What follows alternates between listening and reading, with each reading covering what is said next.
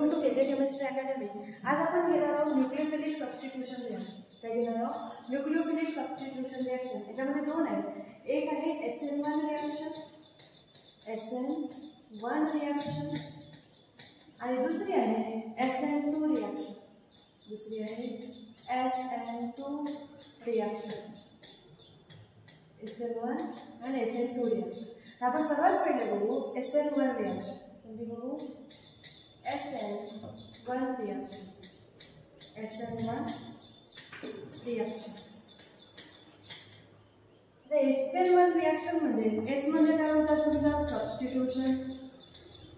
S म्हणजे काय होते? सबस्टिट्यूशन। N म्हणजे होते तुमचा न्यूक्लियोफिलिक,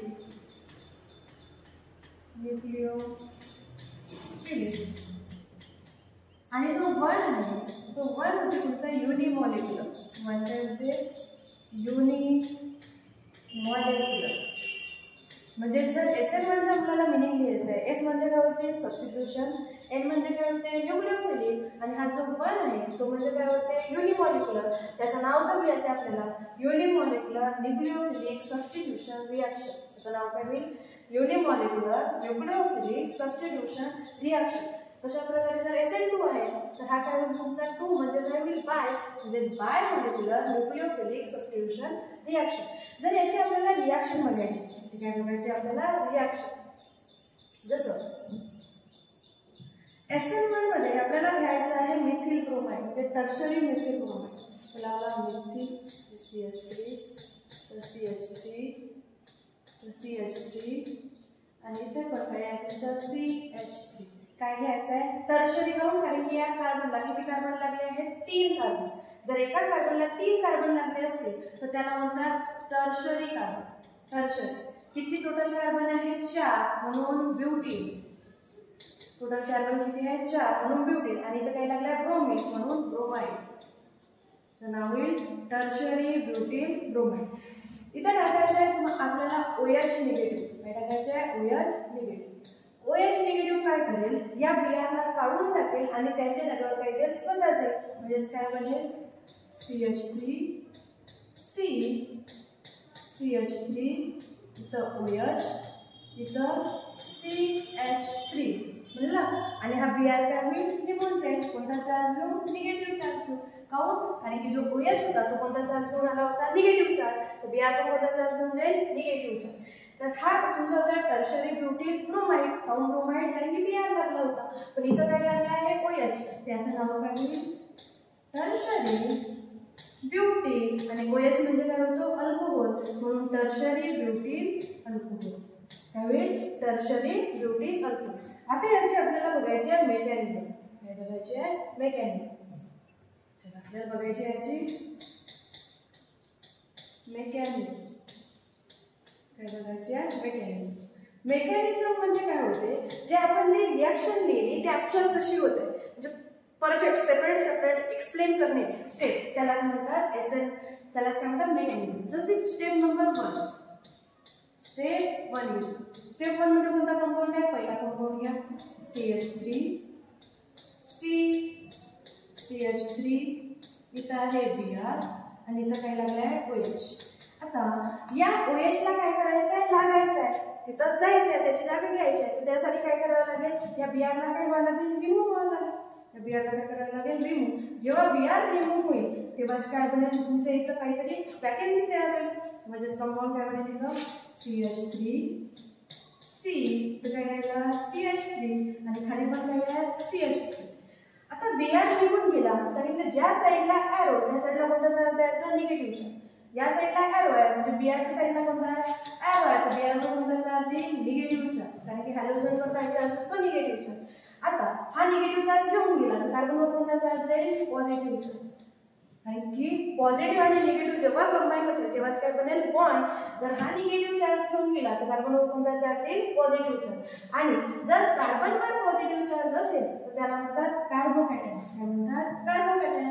आता बघा किती कार्बन आहेत? 4, त्याचं नाव होईल टर्शरी ब्युटील कार्बोकॅटायन। त्याचं नाव काय होईल? Tertiary butyl carbocation. Tertiary butyl carbocation. Tertiary काऊन? कारण या कार्बनला किती कार्बन लागले आहेत? 3, म्हणून टर्शरी. आणि टोटल किती कार्बन आहे? 4, म्हणून ब्युटील. आणि पॉझिटिव्ह चार्ज आहे म्हणून कार्बोकॅटायन. म्हणजे पहिले आपल्याला Br ला काढावं लागेल आणि नंतर तुमचा OH काय होईल? ऍड होईल. नंतर स्टेप नंबर 2. स्टेप नंबर 2 मध्ये काय होईल?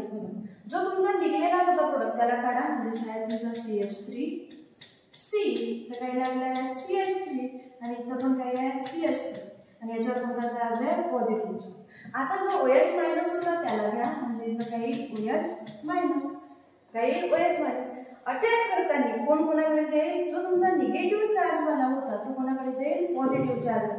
म्हणजे जो निगेटिव्ह चार्ज वाला होता तो कुठे येईल? पॉझिटिव्ह चार्ज वाल्याकडे. म्हणजे कंपाऊंड कसं बनेल बघा. CH3 as it is, CH3 as it is, इथे पण CH3 ॲज इट इज. आणि हा निगेटिव्ह आणि हा पॉझिटिव्ह काय बनवतील? बॉन्ड. जिथं काय लागेल? तुमचा OH. आणि जो आपल्याला प्रोडक्ट पाहिजे होता. म्हणजेच आपण काय करत आहोत? टर्शरी ब्युटील ब्रोमाइड पासून काय बनवतो? Tertiary butyl alcohol. आता याची आपल्याला थेरी लिहायची. म्हणजे SN1 रिएक्शनची आपल्याला काय लिहायची? थेरी. तर पहिला पॉइंट काय होईल? SN1 means unimolecular nucleophilic substitution reaction. त्याचा मीनिंग आता बघा. ही किती स्टेपची रिएक्शन आहे? 2 स्टेपची रिएक्शन. तर आपण काय म्हणू? SN1 ही किती स्टेपची रिएक्शन आहे? 2. तर आपण म्हणू इट इज 2 स्टेप रिएक्शन. जे स्टेपची आहे 2 म्हणून काय म्हणू? It is 2 steps reaction. नंतर आता SN1 आहे. जर मला याचा रेट लिहायचा आहे. काय लिहायचं आहे? रेट. तर रेट काय असतो? मी या साईडला लिहिते रेट. चलो आपल्याला या रिएक्शनचा काय लिहायचं? रेट. तर रेट असतो तुमचा रेट हा डायरेक्टली प्रोपोर्शनल असतो स्लो स्टेपच्या रिएक्टंटवर. ही तुमची आहे स्लो स्टेप आणि ही आहे तुमची फर्स्ट स्टेप. काय असतो? जो रेट असतो कोणावर डिपेंड असतो? Slow step. ही आहे तुमची स्लो स्टेप. याच्या रिएक्टंटवर कोण रिएक्टंट आहे? हा.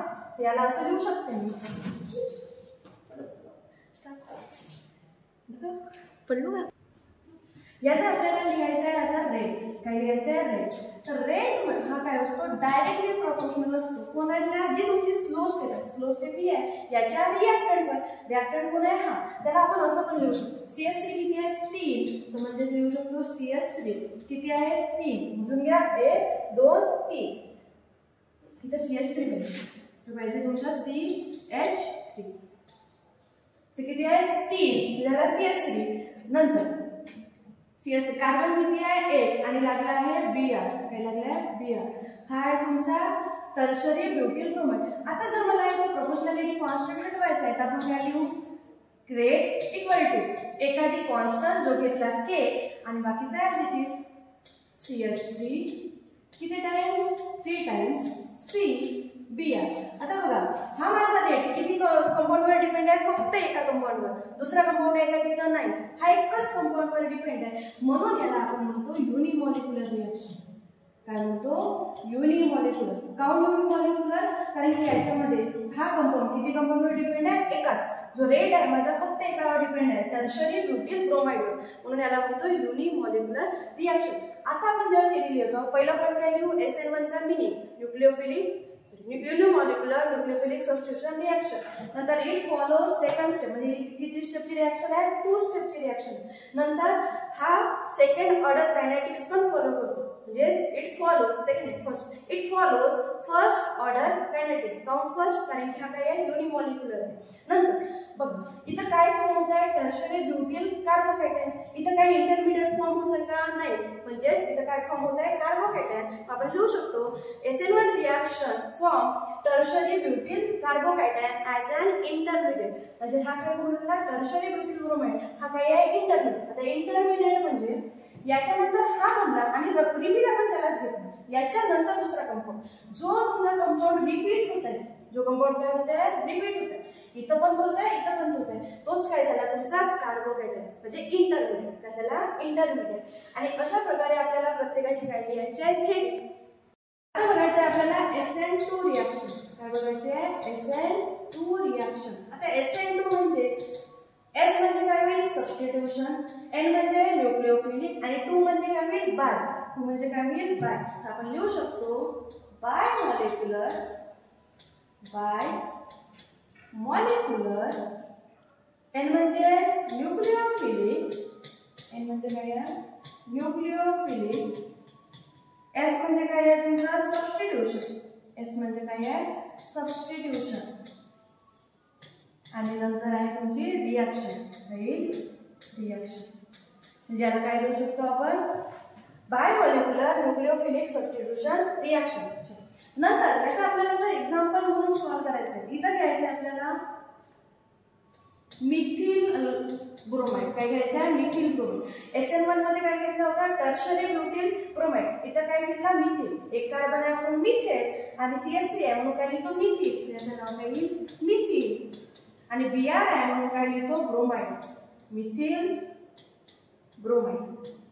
प्लस इथं काय ऍड करायचं आहे OH मायनस, जो आपण तिथे ऍड केला होता SN1 मध्ये.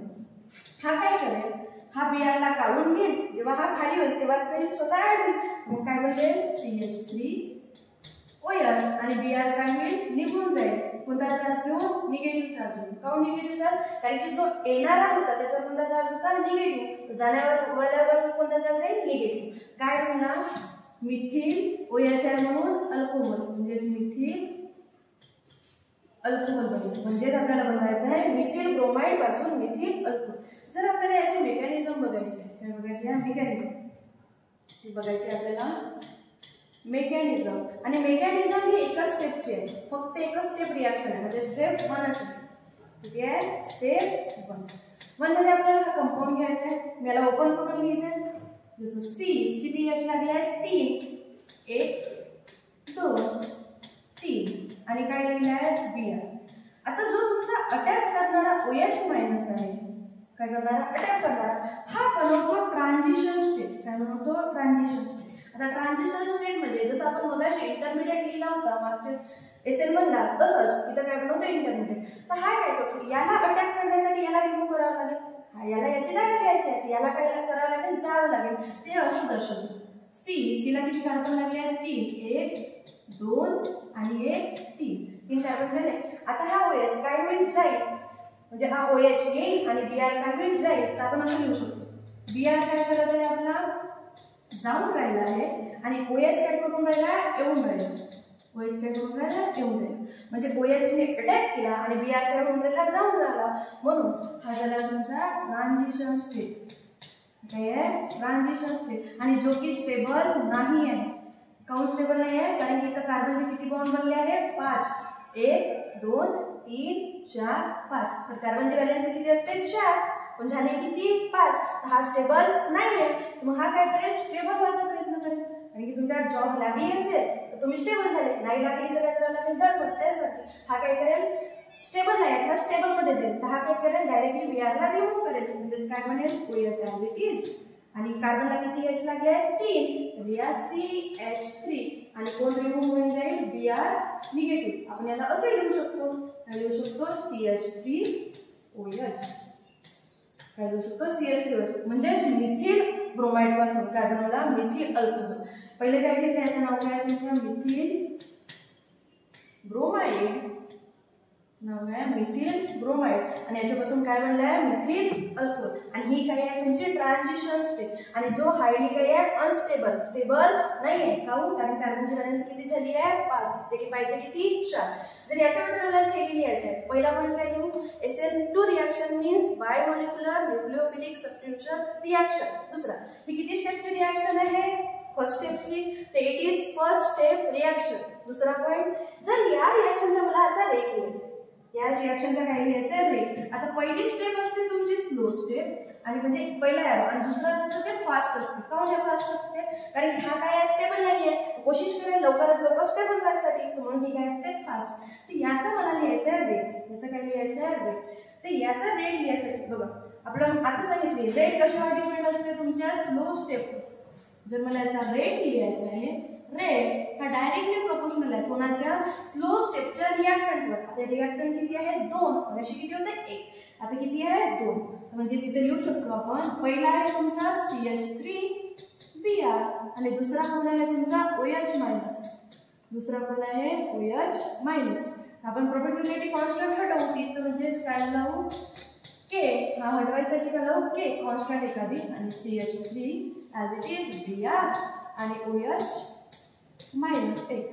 आता बघा इथं किती कंपाऊंड आहे? 2 कंपाऊंड. माझा रेट 2 कंपाऊंडवर डिपेंड आहे. पण SN1 मध्ये किती मध्ये होता? एकच वर, टर्शरी ब्युटिल ब्रोमाइड. पण इथं किती आहे? 2. म्हणून आपण हिला म्हणतो बाय मॉलिक्युलर. म्हणून काय म्हणतो? Bimolecular. आणि हा फॉलो करतो सेकंड ऑर्डर कायनेटिक्स. काय फॉलो करतो? Second order kinetics. Second order म्हणजे जो बाय मॉलिक्युलर दोन याच्यावर डिपेंड आहे, म्हणून सेकंड ऑर्डर कायनेटिक्स. नंतर इथं काय फॉर्म झालाय? कार्बोकेटायन फॉर्म झालाय का नाही? तो कुठे झाला? SN1 मध्ये. SN2 मध्ये काय फॉर्म झालाय? तुमचा ट्रान्झिशन स्टेट. तुम्ही लिहू शकता in SN2 reaction transition state is form. अशा प्रकारे आपल्याला SN1 आणि SN2 लिहायचं आहे. आणि हे खूप IMP, हे काय आहे तुमचं? खूप IMP आहे. दोन्ही पण काय आहे तुमचे? IMP आहे. जे हे आहे हे काय आहे तुमचे? IMP. हे हर वेळेस पेपरला विचारते. Very IMP. SN1 विचारते कधी कधी, नाहीतर SN2 विचारते. बाकी नेक्स्ट लेक्चर.